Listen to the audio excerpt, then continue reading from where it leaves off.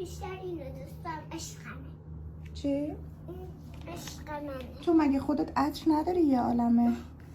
عشق توئه که پدر عطر رو در آوردی که. مادرشو بیار.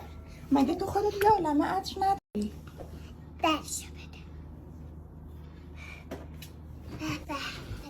یعنی بهتون میگم وای وای بهتون میگم عطر زدن ارسیه تو خانواده ما، شاید حتی باورت نشه، حتی عطرم ارسیه زدنش.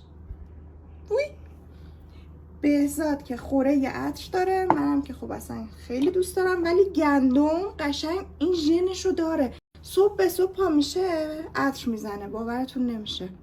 بعد پدر عطر ما در برده، هم آرایش میکنه، آرایش هم ارث منه. یه بار دیگه بگو به گندم. یه لحظه چی؟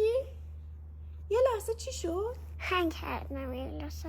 هنگ کردی؟ آره. چرا؟ چون که هنگ میکنن دیگه. هنگ کردی؟ چیکار کردی؟ گریه کردم دیگه. آها، پس گریه کردی چون یه لحظه هنگ کردی. دیدی؟